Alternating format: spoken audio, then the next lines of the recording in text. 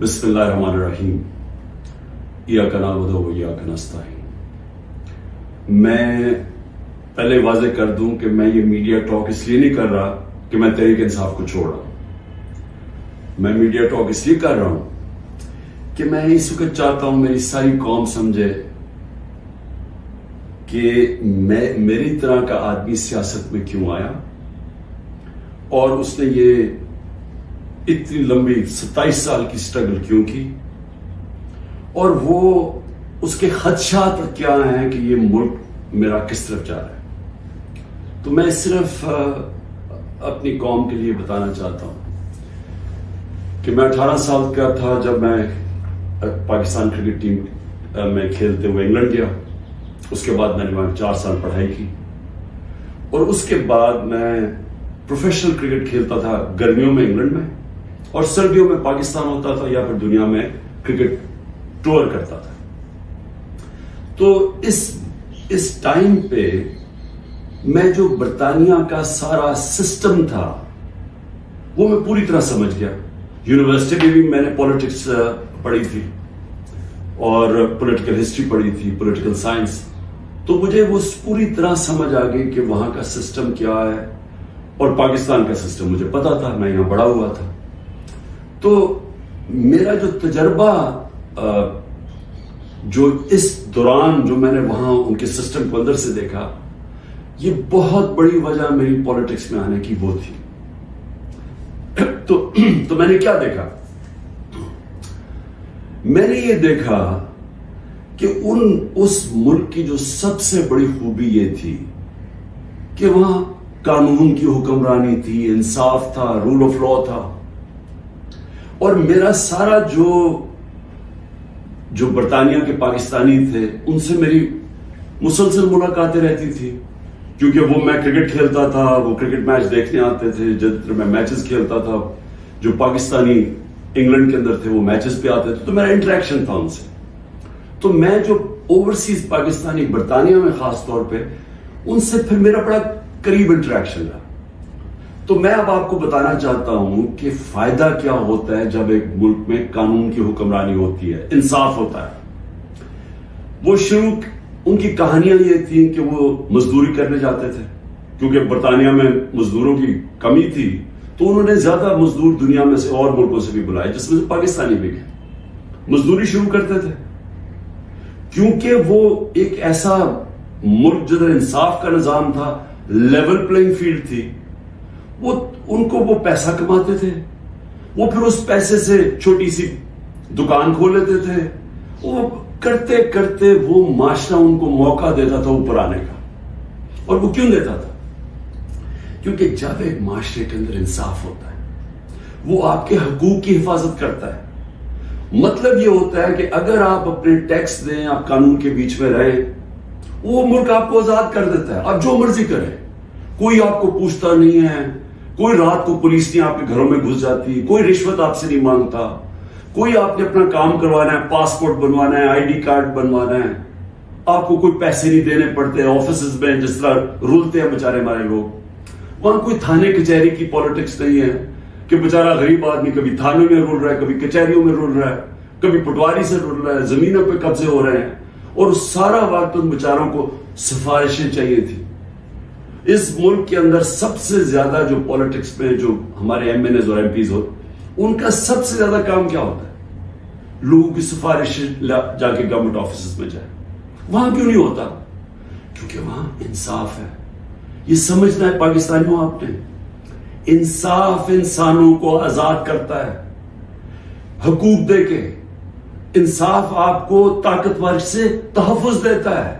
کوئی بھی آفیشر بیٹھا ہو سرکاری آفس میں، اس کی مجال نہیں آپ کو ذلیل کرنے کی وہاں، کیونکہ وہاں انصاف کا نظام ہے، وہ عدالت میں جا سکتا ہے۔ کوئی اس کی مجال نہیں رشوت مانگنے کی، کیونکہ وہ اس کو عدالت میں جا کے کہہ سکتا ہے اس نے مجھ سے رشوت مانگی۔ کمزور کو طاقتور سے انصاف تحفظ دیتا ہے، اس طرح لوگ آزاد ہوتے ہیں۔ تو وہی پاکستانیوں کو میں نے آہستہ آہستہ دیکھا اوپر آتے ہوئے، ان کے بچے گورنمنٹ اسکولوں میں گئے، مفت پڑھے، ان کے بچوں کو اعلیٰ تعلیم ملی، ان کو میں نے دیکھا وہ اور آگے بڑھے، وہ ڈاکٹرز بنے، مزدوروں کے بچے، اور سوائے کئی علاقوں میں جو تھوڑی ریسزم تھی، عموماً یہ دیکھا کہ جو وہاں مزدور بھی گئے ان کو دیکھتے دیکھتے بچے آگے بڑھتے گئے، بزنس شروع کی انہوں نے، بڑے کام کیے. لیکن جو بھی یہاں پاکستانی جاتے تھے، جو مجھے ابھی بھی یاد ہے، وہ سارا وقت ترستے تھے کہ میں نے ایک دن پاکستان جانا ہے. وہ پاکستانی میوزک سنتے تھے، پاکستانی فلمیں دیکھتے تھے، کرکٹ میچ دیکھتے تھے، سارا وقت یاد کرتے تھے پاکستان کہ جیسے ہی ہم نے پیسہ کما لیا ہم پاکستان جائیں گے. اب ان کے بچے وہاں پڑھ جاتے تھے، بڑے ہو جاتے تھے. جب بچے تھوڑے بڑھ جاتے تھے، بڑے ہوتے تھے، وہ پھر آپ پاکستان آنے کی کوشش کرتے تھے. اب میں آپ کو بتاتا ہوں کہ کیوں ہم آگے نہیں بڑھ رہے. وہ آتے تھے پاکستان، ان کے بچے جب پاکستان میں بزنس کام شروع کرتے تھے ان سے کام ہی نہیں ہوتا تھا. وہ عادی تھے کہ وہ سسٹم میں جائیں، وہاں سسٹم کام کرتا ہے، کام ہو، وہاں آپ کا جائز کام ہو، آپ کو کوئی پیسے نہیں دینے پڑتے، آپ کو فوری کام ہو جاتا ہے، کوئی رکاوٹیں نہیں ہیں. آپ بزنس کھولنا چاہیں، آپ محنت کریں، آپ وہ بزنس کامیاب ہو سکتی ہے. نفع نقصان ہوتا ہے لیکن کوئی رشوت نہیں مانگتا، کوئی آپ سے آ کے انسپیکٹر نہیں آتا، کوئی یعنی سرکاری آفیشل آپ کو تنگ نہیں کر سکتے.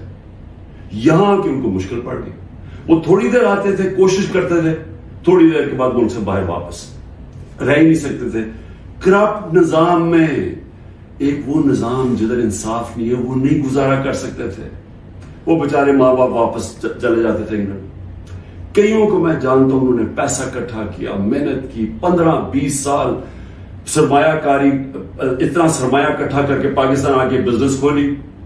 وہ اس نظام میں ان کی بزنس نہیں چلتی تھی، یہاں رشوتیں دینی پڑتی تھی، یہاں ہر سسٹم یعنی سسٹم میرٹ کو اجازت نہیں دیتا آگے بڑھنے کے لیے کیونکہ انصاف کے لیے. اور وہ یہاں تباہ ہو کے میں نے دیکھا لوگ یہاں فراڈ ہوئے، ان سے ہر جگہ زمینوں پہ قبضے ہوئے، ان کے گھروں پہ قبضے ہوئے. جب وہ واپس جاتے تھے پیچھے قبضہ ہو جاتا تھا. تو ہوتا کیا تھا، وہ سارے پھر واپس چلے جاتے تھے. اور آخر میں یہ ان کو پتا چلا کہ پاکستان میں ہم بزنس نہیں کر سکتے. اب 1 کروڑ پاکستانی ہے. اب یہ ذرا آپ نے سننا ہے، 1 کروڑ پاکستانی باہر بیٹھا ہے. صرف برطانیہ امریکہ میں جو 16,000 پاکستانی امریکن ڈاکٹرز ہیں، 16,000، ان کی نیٹ ورتھ جو ان کی ٹوٹل ان کی جو دولت ہے 16,000، 200 ارب ڈالر ہے. 200 ارب ڈالر ان کی نیٹ ورتھ ہے. جو 10 پاکستانی سب سے امیر ہیں اس وقت امریکہ میں، پاکستانی امریکنز، 25 ارب ان کی نیٹ ورتھ ہے ڈالرز. صرف جو پاکستانیوں کو یہاں سمجھتے ہیں کہ یہاں حالات اچھے نہیں ہیں، جنہوں نے دبئی میں، اس میں حلال کا بھی پیسہ حرام کا بھی ہے، صرف دبئی میں انہوں نے جو پراپرٹیز لی ہوئی ہیں 20,000 پاکستانیوں نے، وہ 10.4 ارب ڈالر کی پراپرٹیز لی ہوئی ہیں. ہم 6 ارب کے پیچھے، ڈالر کے پیچھے، IMF کے پیچھے بھاگ رہے ہیں. تو میں یہ صرف آپ کو کیوں بتا رہا ہوں، ہمارا ملک اللہ نے ساری نعمتیں دی ہوئی ہیں اس کو. ایسا ملک دنیا میں نہیں ہے. ہر قسم کی یعنی 12 موسم ہے، اوپر سے نیچے جائیں بدل جاتا ہے، ملک بدل جاتا ہے، اس میں ہر کچھ اگ سکتا ہے. زرخیز زمین ہے، اس کو ہم صحیح استعمال نہیں کر پا رہے. لیکن جب تک ہم انصاف کا نظام نہیں ٹھیک کرتے، ہم اس ملک میں اس دلدل میں گھس رہے ہیں. میں اب آپ کو بتاؤں کہ میں نے جب یہ پاکستانیوں سے جو برطانیہ میں تھے، کیونکہ میرا اصل میں کرکٹ کھیلتا تھا، میں نے آپ کو بتایا میرے ان سے رابطہ تھا، تو تب میں نے فیصلہ کیا کہ ہم پاکستان کے اندر جب تک یہاں ایک انصاف کا نظام نہیں آتا، ہمارا ملک آگے نہیں بڑھ سکتا. کیونکہ اتنا بڑا سرمایہ کاری ہو سکتی ہے اوورسیز پاکستانی سے، لیکن وہ آتے نہیں ہیں پاکستان میں. وہ صرف اپنی ریمیٹنس بھیجتے ہیں، جو اصل تو سرمایہ کاری سے ملک اوپر جاتا ہے. تو میں نے پھر تحریک انصاف بنائی 96 میں، اور اس کا نام تھا انصاف کی تحریک. اس کی نظریہ کیا تھا؟ اسلامی فلاحی ریاست. وہ نظریہ کدھر سے لیا؟ جو قرارداد پاکستان ہے، آبجیکٹو ریزولوشن ہے، جس میں مدینہ کے ریاست، اس کے اوپر طرز کے اوپر انہوں نے اسلامی فلاحی ریاست لکھی. کیونکہ اسلامی فلاحی ریاست ہمیشہ مسلمان مدینہ کی ریاست کی طرف سوچتا ہے، وہ دنیا کی تاریخ کی پہلی فلاحی ریاست ہے۔ ہم نے اس کا وہ آبجیکٹو رکھا کہ یہ ہمارا گول ہے، اور میں نے اپنی پارٹی لانچ کر دی۔ اب میں یہ اس لیے آپ کو بتایا کہ ہمارا جب تک ملک اس چیز کو سمجھتا نہیں ہے کہ ہم نے اس ملک میں قانون کی حکمرانی قائم کرنی ہے، اس کے بغیر پاکستان کا کوئی فیوچر نہیں ہے۔ اگر ہم یہ نہیں سمجھتے تو ہم یہ جو تباہی کی طرف تیزی سے ہمارا ملک جا رہا ہے، ہم نہیں اب اس کو روک سکتے۔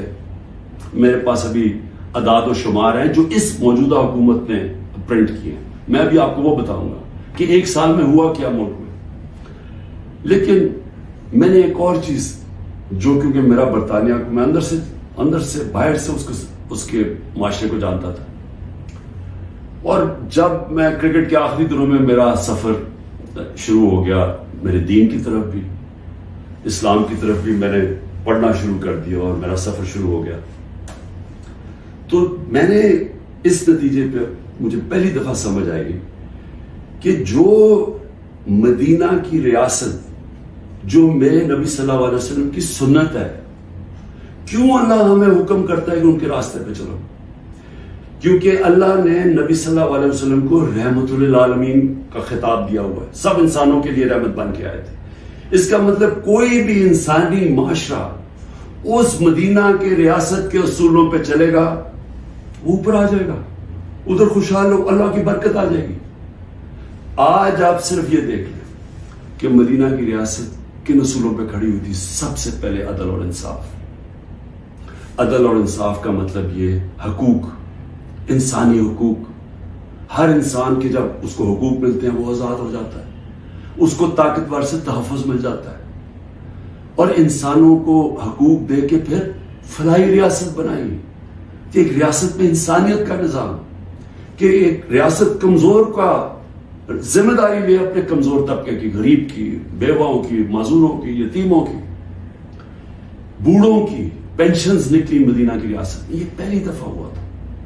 تو دونوں آج جن جن ملکوں میں یہ بنیاد رکھی گئی ہے انصاف پہ، میرٹ پہ، فلاحی ریاست، انسانیت کے اوپر، جدھر تعلیم کے اوپر زور دیا جو میرے نبی صلی اللہ علیہ وسلم نے دیا، وہ سب آگے نکل گئی ہیں۔ آپ ایک ایک ملک دیکھ لیں جو آج خوشحال ہے، وہ سب یہ وہی اصولوں پہ وہ کھڑے ہوئے ہیں، کیونکہ رحمت للعالمین تھے کہ جو ان کی سنت پہ چلے گا اس کو اللہ اس معاشرے کو برکت بخشے گا۔ اب ہم پاکستان پہ آتے ہیں، موجودہ پاکستان میں دیکھیں جو اس وقت پاکستان میں ہو رہا ہے نا، یہ ہر چیز جس کے لیے، ہر وہ اصول جس کے اوپر پاکستان بنا تھا، آج اس کی نفی ہو رہی ہے۔ بدترین غلامی ہو رہی ہے اس وقت پاکستان کے اندر۔ نہ آزادی نام کی کوئی چیز ہے، کیونکہ حقوق ہی نہیں ہے کسی کے۔ رات کو پولیس گھستی ہے کسی کے گھر میں، سارا گھر توڑ دیتی ہے، اگر وہ جس کو، اور اس کا صرف قصور ہے کہ وہ تحریک انصاف کا، وہ تحریک انصاف کا نہیں ملتا، اس کی بہنوں کو، ان کو تنگ کرتے ہیں، بہنوئیوں کو، رشتہ داروں کو، ان کو تنگ کرتے ہیں، ان کو پکڑ کے لے جاتے ہیں، عورتوں کو پکڑ کے لے جاتے ہیں۔ یہ تو ہم سنتے تھے کہ ہٹلر کی جرمنی کے اندر ایسے ہوتا تھا، میں نے تو اس طرح کی چیزیں سنی نہیں کبھی، کہ جس طرح میرے گھر پہ اٹیک ہو، میں اپنا صرف بتا رہا ہوں، بیوی اکیلی بیٹھی ہے، 40 پولیس والے گھس گئے، سارا توڑ پھوڑ کے لوٹ کے چلے گئے گھر، نوکروں کو مارا، جو بچا ہوا ہنسام آئے ان کو اٹھا کے لے گئے اور مارا یا بری طرح۔ کس قانون کے تحت؟ تو یہاں تو مکمل طور پہ جنگل کا قانون نافذ ہو گیا، یہاں تو بنیادی حقوق ہی ختم ہو گئے ہیں۔ آج آئین کچھ کہتا ہے، کہاں آئین اجازت دیتا ہے کہ ایک ہوتا ہے کور کمانڈر کا گھر جلایا جاتا ہے۔ مجھے پہلی دفعہ پتا چلتا ہے جب میں 4 دن کے بعد نکلتا ہوں، مجھے چیف جسٹس صاحب سپریم کورٹ کے کہتے ہیں، ادھر ہی میں مذمت کرتا ہوں۔ کون نہیں مذمت کرے گا؟ اب جس کو پکڑتے ہیں وہ آگے بیٹھتے ہیں، جی میں پی ٹی آئی چھوڑو، میں جی فوج کے ساتھ ہوں اور میں بڑی مذمت کرتا ہوں 9 مئی کو، تو کون نہیں کرتا؟ ہم نے کبھی کہا کہ ہم نے مذمت نہیں کی؟ کوئی چاہے گا اپنے ملک کے آپ اپنی فوج کے خلاف کوئی کارروائی کریں یا اپنی فوج کو بدنام کوئی چاہے گا، کیونکہ جب آپ کی فوج کمزور ہوتی ہے ملک کمزور ہو جاتا ہے. لیکن یہاں تو ایک عجیب ہی ماحول بنا دیا گیا ہے. وہ کور کمانڈر کا انویسٹیگیٹ کیے بغیر، یہ پتہ ہی نہیں ابھی تک کہ کس نے کیا کیا، اس کے انویسٹیگیٹ کیے بغیر پورا پاکستان میں تحریک انصاف کے اوپر کریک ڈاؤن ہو گیا. اچھا جی کتنی جگہ چلی تھی مجھے تو یہ بھی نہیں پتا، کور کمانڈر کا تو ہمیں پتا ہے، اور گاڑیاں کوئی ہمیں خود ہمارے پاس تصویریں ہیں کہ پولیس خود گاڑیاں جلا رہی ہے کہ ہمارے سامنے. وہ ریڈیو پاکستان پشاور کیسے جل گیا؟ وہ مظاہرہ تو کہیں اور ہو رہا تھا، وہ ایک دم وہ جل گیا. کوئی تحقیقات کیے بغیر اس کا بہانہ لے کے، جس طرح ہٹلر نے اپنے مخالفین کمیونسٹ کو ختم کیا تھا 1933 میں جرمنی میں، جس طرح سہارتو نے اس نے انڈونیشیا کے کمیونسٹ کو ختم کیا تھا کہ جنہوں نے ہمارے کوئی آرمی آفیسرز کو قتل کیا، ان کو ساروں کے اوپر حلہ دیا، دھاوا بول دیا، جو آج ہوا ہے. تحریک انصاف جدھر ملتی ہے، بھئی کراچی والوں کا کیا کور کمانڈر سے تھا، باقی پاکستان میں تھا. چلے لاہور میں ہم مانا سے ہو گیا، وہ اس پہ بھی تحقیقات کے بغیر اچھا چلیے آپ کو بڑا غصہ ہے تو باقی جگہ کیوں پکڑ رہے ہیں ساری جگہ؟ کوئی تحریک انصاف کا سپورٹر ہو، رشتہ دار ہو، جانا ہو، کوئی کسی نے ٹویٹ کی ہو، ان کو پکڑ کے جیلوں میں ڈال رہے ہیں. 10,000 لوگوں کو پکڑ کے جیل میں ڈال دیں. اور اب یہ جبری طلاقیں ہو رہی ہیں، وہ آتے ہیں بیٹھتے ہیں جی میں دیکھیں جی میں نے تو بڑا فوج کے ساتھ ہوں، میں تو بڑا یہ 9 میں جو ہوا بہت برا ہوا اور میں تو تحریک انصاف چھوڑا. تو یہ اس سے سمجھا جا رہا ہے کہ یہ پارٹی کمزور ہو رہی ہے، عمران خان اکیلا رہ گیا. دیکھیں میں سارے جو آج آپ بیٹھے ہیں نا، جو فیصلے کر رہے ہیں اس ملک کے، میری بڑی غور سے بات سنیں. میں یہ جو آپ کے سامنے آیا ہوں، یہ کبھی جب میں کوشش کرتا ہوں کہ ڈائلاگ کی بات کرو، ہمارے سے کوئی بات چیت تو کر لے، ہم یہ بات کر کے مسئلے حل کر دیں. جس دن میں یہ کرتا ہوں اگلے دن اور سختی شروع ہو جاتی ہے، 2-3 اور FIR کاٹ دیتے ہیں، گھر میں آ جاتی ہے پولیس، کیونکہ سمجھتے یعنی کوئی ایک عجیب ذہن بیٹھے ہوئے وہ سمجھتے ہیں کہ جو ڈائلاگ کرنا جا رہا ہو وہ اب اس کے گھٹنے کانپنے شروع ہو گئے ہیں تو اس لیے آ کے اس کے اوپر تھوڑی اور سختی کرو تو بالکل بیٹھ جائے. دیکھیں یہ تو ہونے نہیں لگا. میں پھر سے آپ کو کہہ دوں کہ جب تک میرے میں سانس ہے میں اس ملک کی حقیقی آزادی کے لیے تب تک پوری جدوجہد کرتا رہوں گا جب تک میں زندہ ہوں. لیکن مجھے اس وقت پاکستان کا خطرہ ہے، مجھے اپنی ملک کی فکر پڑ گئی ہے، اور جو لوگ مل کے یہ سب کچھ کر رہے ہیں ان کو ملک کی فکر کیوں نہیں ہے؟ کیوں آج ہم مجھے یا نہیں؟ 308 روپے کا ہو گیا ڈالر اوپن مارکیٹ میں.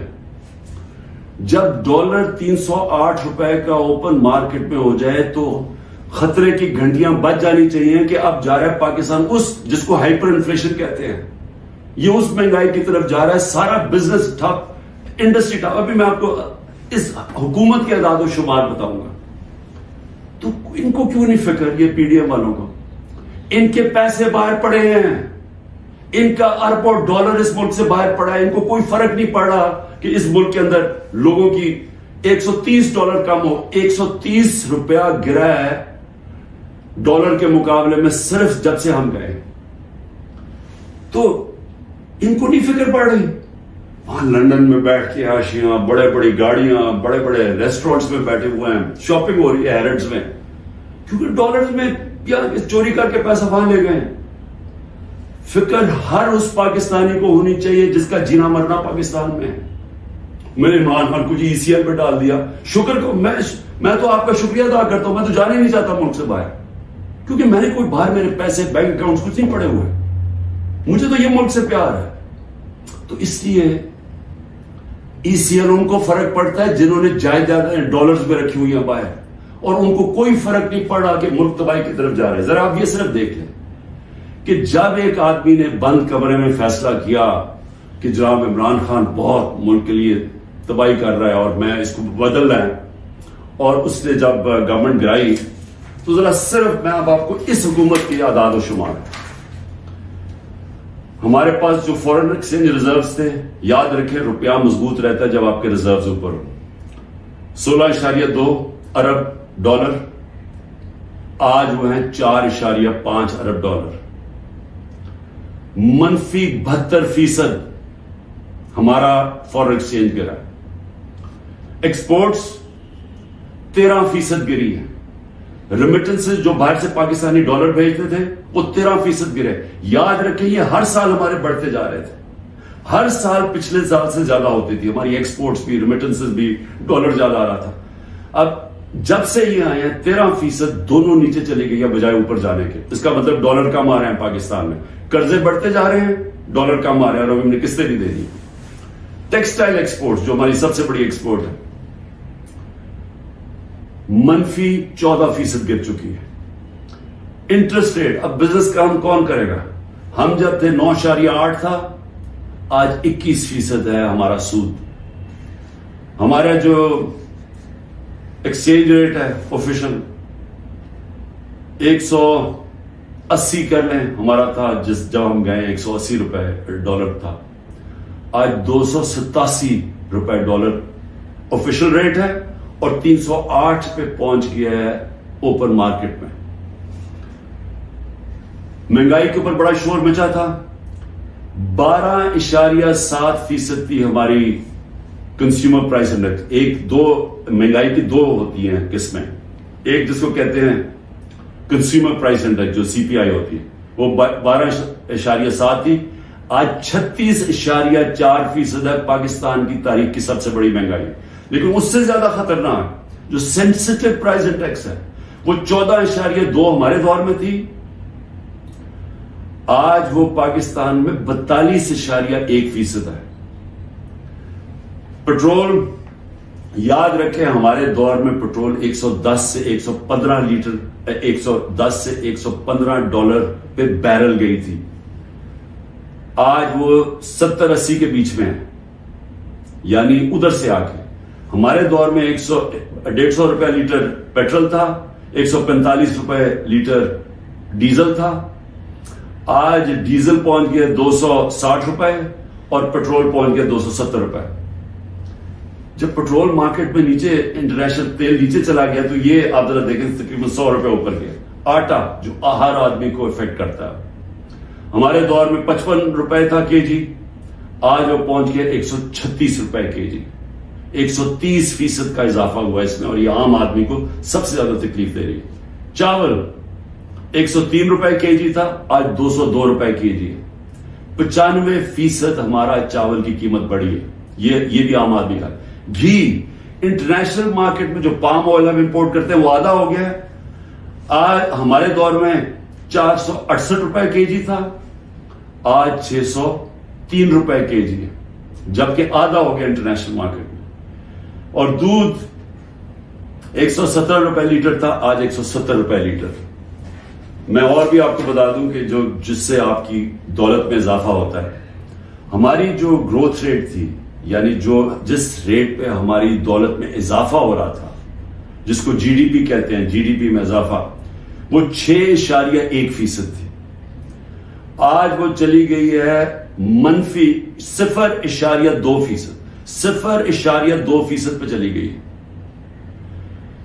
انڈسٹریز، ہماری اوور آل انڈسٹری 6.8% پہ بڑھ رہی تھی، آج وہ -2.9% پہ چلی گئی. یعنی جس سے آپ کے ملک میں دولت بنتی ہے، جس سے آپ ٹیکسز بڑھتے ہیں، جس سے آپ روزگار دیتے ہیں، وہ انڈسٹری جو زیادہ تر انڈسٹریز وہ -2.9 پہ پہنچ گئی ہیں. اور جو لارج اسکیل مینوفیکچرنگ ہے جس سے سب سے زیادہ دولت میں اضافہ ہوتا ہے، وہ ہمارے دور میں 11.9% پہ بڑھ رہی تھی، وہ آج -7.9% پہ چلی گئی، تقریباً 8% منفی پہ چلی گئی. جو کنسٹرکشن ہے جس سے سب سے زیادہ نوکریاں ملتی ہیں، وہ 1.9% پہ بڑھ رہا تھا ہمارے دور پہ، آج وہ -5.5% پہ چلی گئی. اور پھر کاٹن، کیونکہ ہمارا سب سے زیادہ جو کپڑا بناتے ہیں ہم، اس سے ہمارا اضافہ بھی ہوتا ہے، نوکریاں بھی ملتی ہیں، ایکسپورٹس بھی بڑھتی ہیں، وہ 9.2% پہ بڑھ رہی تھی، آج وہ -23% پہ پہنچ گئی ہے، یعنی کہ بند ہو رہی ہے انڈسٹری. میں یہ آپ کو یہ صرف فگر اس لیے دے رہا ہوں، اور جو بھی ہمارے اس ملک میں فیصلے کر رہے ہیں میں اس لیے آپ کو کہہ رہا ہوں کہ یہ ملک تباہی کی طرف جا رہا ہے. ان کے پاس کوئی روڈ میپ نہیں ہے. جتنا ٹائم دے رہے ہیں یہ ملک نیچے جاتا جا رہا ہے. جن لوگوں کے پاس ڈالرز میں باہر پیسے نہیں رکھے ہوئے ان سب کے لیے تباہی آئی ہوئی ہے. سارا تنخواہ دار طبقہ آج تکلیف میں ہے. جس کے پاس سیلریز ہیں ان کا اگر 100 روپیہ سال پہلے اگر 100 روپیہ چیزیں خریدا تھا وہ 50 روپے رہ گئے. تو یہ تو ایک عذاب آنے والا ہے. اور ابھی یہ جو روپیہ گر رہا ہے کیونکہ ان کے پاس جب آپ کیسے آپ نے قرضے دینے آپ اگلے مہینے قرضوں کی قسطیں دینی ہے. جب آپ کی دولت میں اضافہ نہیں ہو رہا، جب ڈالرز ہی نہیں بڑھ رہا ہے، جب آپ کی انڈسٹری بند ہو رہی ہے، جب آج کسانوں کے پاس وہ پیسہ ہی نہیں رہا کیونکہ وہ اتنی مہنگائی ہو گئی ہے کہ اس کے پاس پیسہ نہیں بچتا اپنی زمین پہ لگانے کے لیے، تو وہ اس کی ظاہر ہے اس کی پیداوار گرنی شروع ہو جائے گی. تو ہم نے کدھر سے قرضے واپس کرنے؟ ہم آج پاکستان میں ہمیں یہ سمجھنا چاہیے کہ ہم اگر اس وقت اس کو ہم ٹھیک نہیں کرتے یہ سب کے ہاتھ سے نکلنے والی ہے. دیکھیں معاشرہ کنٹرول سے باہر بھی نکل جاتا ہے. سری لنکا میں اس سے کم حالات تھے جبکہ لوگ سڑکوں کے اوپر آ گئے. ابھی تک لوگ سڑکوں پہ کیوں نہیں آ رہے؟ کیونکہ انہوں نے الیکشن پہ کی امید لگائی ہوئی ہے کہ ہم جو ہمارے سے ہوا ہے وہ اندر گھروں میں بیٹھ کے تپے ہوئے ہیں کہ جب الیکشن آئے گا تو ہم ان کو سبق سکھائیں گے. تو یہاں تو الیکشن کروانے کا کوئی پلان ہی نہیں ہے. یہاں تو الیکشن کا تب پلان ہے جب عمران خان کو کرش کیا جائے گا، اور وہ کرش کیا جا رہا ہے. یعنی یہ جو ہمارے اوپر جس طرح کا جبر ہو رہا ہے اور جس طرح کا یہ ظلم ہو رہا ہے تو یہ تو کبھی ہوا ہی نہیں ہے پاکستان میں کسی پارٹی سے. اور یہ اس کے پیچھے یہ سوچ ہے کہ جب یہ کرش ہو جائے گی پارٹی تب ہم الیکشن کروا دیں گے. دیکھیں کیونکہ میں بڑا ہوں، میں نے ایسٹ پاکستان مجھے یاد ہے. میں بار بار لوگوں کو بتاتا ہوں کہ آخری فلائٹ میری آئی تھی ڈھاکہ سے، میں انڈر 19 کا میچ کھیلنے گیا تھا. اس کے بعد آپریشن شروع ہو گیا تھا اپریل 71 میں. دیکھیں ہوا کیا تھا اس پاکستان میں، اس پھر سے یاد رکھیں، تاریخ سے سیکھنا چاہیے. ذوالفقار علی بھٹو نے 81 سیٹیں جیتی پاکستان میں 138 میں سے، اور کہا تھا ذوالفقار علی بھٹو کا انقلاب آ گیا تھا، اور واقعی انقلاب تھا، روٹی کپڑا مکان کا انقلاب آیا تھا. لیکن 138 میں سے ذوالفقار علی بھٹو نے 81 سیٹیں جیتی. اور اس نے جو نعرہ تھا کہ میں پہلی دفعہ عوام کا نام لیا. پہلے تو عوام کا نام ہمیں پتہ نہیں عوام کیا ہوتی ہے کیونکہ پہلے تو اور قسم کی سیاست تھی. تو اس نے ایک ذہنوں میں انقلاب لے کے پہلی دفعہ عوام کی بات کی. لیکن مجیب الرحمان 162 سیٹیں تھی ایسٹ پاکستان میں، اس نے 160 جیتی، صرف 2 سیٹیں ہاری اس نے. تو وہ کیا کہہ رہا تھا؟ وہ انصاف کہہ رہا تھا کہ ہمارے سے انصاف نہیں ہو رہا، ہمارے حقوق نہیں مل رہے، ایسٹ پاکستان کو کالونی کی طرح رکھا جا رہا ہے، ہمیں سیکنڈ کلاس شہریوں کی طرح رکھا جا رہا ہے. اور وہ انصاف مانگ رہا تھا، حقوق مانگ رہا تھا، وہ آزادی نہیں مانگ رہا تھا. جب ہم نے آپریشن شروع کیا تو وہ پھر حقوق سے آزادی کی طرف چلا گیا. وہ بات کرنے کے لیے بھی تیار تھا. اور مجھے ابھی بھی یاد ہے جب ہمارا ملک ٹوٹا تھا، میں انگلینڈ میں تھا، پڑھ رہا تھا، تو جو دھچکا ہم سب کو لگا تھا، یعنی ہم ہل کے رہ گئے تھے. پھر لوگوں نے اپنے دل بلائے، نہیں جی اس پاکستان تو بڑا غریب ملک تھا، ہمارے اوپر بوجھ تھا، وہاں سائیکلون آتا تھا تو ہمیں ان کو پیسے دینے پڑتے تھے، اس طرح کی باتیں کی. آج بنگلہ دیش ہمارے سے آگے نکل گیا ہے. اور میں آج آپ کو یہ بتا دوں کہ یہ جو ایسٹ پاکستان سے سبق سیکھنا ہے وہ یہ کہ جب ایک قوم آزادی کا فیصلہ کر لے اور اپنے حقوق کے لیے، حقوق کا ہوتا کیا ہے؟ آپ کو انصاف ملتا ہے، انصاف آپ کو حقوق دیتے ہیں، حقوق آپ کو طاقتور سے کمزور کی تحفظ دیتا ہے. جب تحفظ ملتا ہے وہ آزاد ہو جاتا ہے، اس کو لیول پلینگ فیلڈ مل جاتی ہے، اس ملک میں خوشحالی آ جاتی ہے، کیونکہ وہ پھر زیادہ تر بڑی بزنسز تو نہیں ہیں پاکستان میں، جو میں بتا رہا ہوں اوورسیز پاکستانی کیوں نہیں آتا، وہ زیادہ تر چھوٹی بزنس ہیں.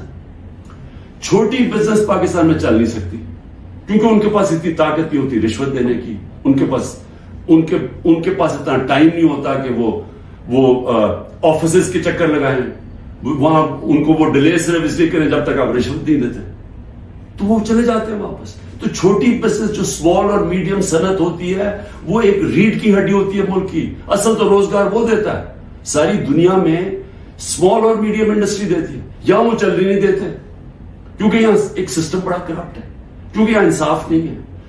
تو جو میں آج آپ کو کہنے کی کوشش کر رہا ہوں کہ انصاف جب ایک لوگوں کے دلوں میں چلا جاتا ہے کہ ہمیں انصاف چاہیے، ہمیں حقوق چاہیے، ہمیں آزادی چاہیے، پھر آپ ان کے اوپر جو مرضی کریں، ملٹری آپریشن بھی، وہ پھر بیج دل سے نہیں نکلتا. کیونکہ جو اللہ نے ہمارے اندر یہ پیدا کیا ہوا ہے آزادی کا، یہ جو آزادی کا بیج ہے، یہ انصاف اور آزادی ساتھ ساتھ جاتے ہیں، یہ اندر ہے ہمارے. اور اس نے جب لا الہ الا اللہ کہتا ہے، ہم اسے وعدہ کرتے ہیں، وہ ہمیں آزاد کرنا چاہتا ہے اللہ، کیونکہ صرف آزاد لوگ اوپر جا سکتے ہیں. تو جب لوگوں کا دل میں آزادی کا جذبہ آ جاتا ہے، وہ پھر یہ جبری طلاقوں سے، یہ پکڑ دکڑ کر کے، یہ مار پیٹ کے، یہ خوف کر کے، اس سے یہ جاتا نہیں ہے. پھر یہ نفرتیں بڑھ جاتی ہیں، یہ اور زیادہ غصہ بڑھ جاتا ہے، یہ کہیں جانے نہیں لگا. یہ جو مرضی آپ کریں کہ ہر روز بیٹھ کے جی مجھے تو فوج سے بڑا پیار ہے اور 9 مئی کو بڑا برا کیا گیا، میں چھوڑا پارٹی. تو کیا اس سے پارٹی، کیا لوگ بیوقوف ہیں؟ کیا لوگوں کو نہیں سمجھ آ رہی کیا ہو رہا ہے؟ تو میں آخر میں یہ کہنا چاہتا ہوں، دیکھیں یہ پاکستان کی اس پہ جنگ ہے، یہ تحریک انصاف کو ختم کرتے کرتے پاکستان کو تباہ نہ کریں. یہ اگر اس وقت ہم نے سٹیپس نہ لیے، قدم نہ اٹھایا، یہ ادھر چلا جائے گا، کوئی بھی نہیں کچھ کر سکے گا. سارا تنخواہ دار طبقہ تھوڑی دیر میں کھڑا ہو جائے گا. جب ان کے گھر میں چولہے نہیں ڈلیں گے، جب ان کی دیکھتے جائیں گے کہ ان کے پیسے کو خریدار کم ہوتی جا رہی ہے، جب وہاں عورتیں ہیں، ان کو پتا ہے کہ جو کچن چلاتی ہیں کہ کیا ہو رہا ہے آج ان کے ساتھ. وہ میں نے آپ کو بتایا سینسٹیو پرائس انڈیکس جو کہ کھانے پینے کی چیزوں کا ہے، وہ 42% پہ ہے. تو جب یہ حالات ایسے ہو جائیں پھر ایک معاشرہ پھٹ جاتا ہے. تو میں اس لیے بات چیت کی بات کر رہا ہوں کہ یہ ٹائم ہے، یہ ملک ٹھیک تب ہوگا جب اس سارے ملک کے ادارے اکٹھے بیٹھے اور ملک کی سب سے بڑی ایک ہی جماعت جو فیڈرل پارٹی ہے پاکستان کی، وہ سب اکٹھے بیٹھے اور وہ بیٹھ کے اس مسئلے کا حل نکالیں. یہ ڈنڈے مار کے مسئلے کا حل نہیں ہونے لگا. یہ جو بھی کریں گے، میں تو بیٹھا ہوں کہ ہر روز میں انتظار کرتا ہوں کہ کس دن پکڑنے آئیں گے، میں تو تیار ہوں اس کے لیے. اس سے مسئلہ نہیں حل ہونے لگا. اس کی سلوشن اس میں ڈنڈے مارنے میں نہیں ہے اور ظلم کرنے میں. اگر یہ ہوتی تو اس پاکستان نہ علیحدہ ہوتا. اس کا مسئلہ اس ملک میں قانون کی حکمرانی قائم کرنا ہے، ادارے مضبوط کرنا ہے، سارے اداروں کو اپنے آئینی رول کے اندر فنکشن کرنا ہے، لوگوں کو آزاد کرنا ہے، ان کو حقوق دے کے. کبھی اس ملک میں نہیں ہونا چاہیے کہ لوگ گھروں میں بیٹھے اور رات عورتیں نہ پرواہ چادر نہ چادر والی لوگ آئے گھر توڑ کے چلے گئے اور کوئی پوچھنے والا نہیں ہے. اور انہیں پتا کیونکہ وہ طاقت والے کوئی پوچھے گا نہیں. عدالتوں سے سارا خوف چلا گیا. عدالتیں جا کے فیصلہ کرتی ہیں عمران ریاض کو لے کے آؤ، وہ ابھی تک پتہ ہی نہیں ہے وہ کدھر چلا گیا. اور جس طرح کے تشدد کی میں نے کہانیاں سنی ہیں کہ جو باہر نکلتے ہیں، کئی لوگوں کو، سب کو نہیں کیا، کئیوں کو تو برے حالات میں رکھا ہے کہ اتنے چھوٹے سے دربوں کے اندر لوگوں کو بند کیا ہوا ہے، لیکن کئیوں پہ تشدد کیا. تو میں یہ سوال پوچھتا ہوں کہ ہماری جب عدلیہ کی بات، ان کی ورڈکٹ ہی مانے جائیں گے، عدلیہ کہتی ہے الیکشن کرواؤ، آئین کے مطابق وہ الیکشن ہی گورنمنٹ کرواتی، تو یہ ملک تو تباہ کی طرف چلا گیا نا، بنانا ریپبلک بن گیا. یہ ملک تو وہ جنگل کا قانون آ گیا آج پاکستان میں. تو میں اس لیے آخر میں اپیل کرتا ہوں کہ بات چیت کرنی چاہیے فوری طور پہ. جو یہ کیا جا رہا ہے یہ کوئی حل نہیں ہے، اور اس کو یہ نہ سمجھیں کہ عمران خان کی کمزوری ہے، کیونکہ جب میں یہ بات چیت کی بات کرتا ہوں اور سختی آ جاتی ہے، باہر پولیس پہنچ جاتی ہے، وارنٹ نکلاتے ہیں. یہ مجھے اس سے کوئی فرق نہیں پڑتا.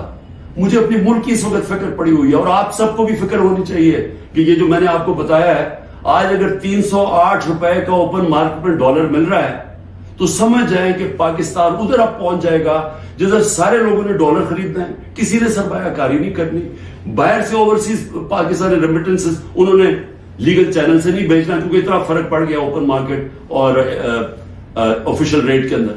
تو یہ تو ملک تو جا رہا ہے نیچے. تو اس لیے میں پھر آخر میں اپنی ساری قوم کو کہتا ہوں کہ آپ سب صبر کریں, اپنی پارٹی کو کہتا ہوں صبر کریں. یہ جو کیا جا رہا ہے آپ سے کہ کن پٹی پہ بندوق رکھ کے جی میں پی ٹی آئی چھوڑ رہا ہوں, کوئی فکر نہ کریں, کبھی کوئی پارٹی سے نہیں ختم ہوگی. پارٹی تو ختم ہوتی ہے جب نظریہ ختم ہو جاتا ہے. آج آپ کے سامنے پی ڈی ایم کی جماعتیں ہیں, پوری اسٹیبلشمنٹ کی مدد کر رہی ہے, الیکشن کمیشن ان کے ساتھ ملی ہوئی ہے, انتظامیہ ساری ان کے ساتھ ملی ہوئی ہے. کیوں یہ الیکشن سے ڈر رہے ہیں؟ سارا تو آپ کے پاس امپائرنگ بھی اپنے ہیں, پھر بھی ڈر رہے ہیں کہ جی عمران خان کو پہلے ختم کرو پھر الیکشن لڑیں گے, کیونکہ ان کا ووٹ بینک ختم ہو گیا ہے. پی ٹی آئی کا ووٹ بینک بڑھتا جا رہا ہے, جتنا یہ ظلم کر رہے ہیں اور زیادہ پبلک ہمارے ساتھ کھڑی ہو رہی ہے. اور انشاءاللہ جب بھی الیکشن ہوگا آپ کے سامنے آ جائے گا رزلٹ. شکریہ.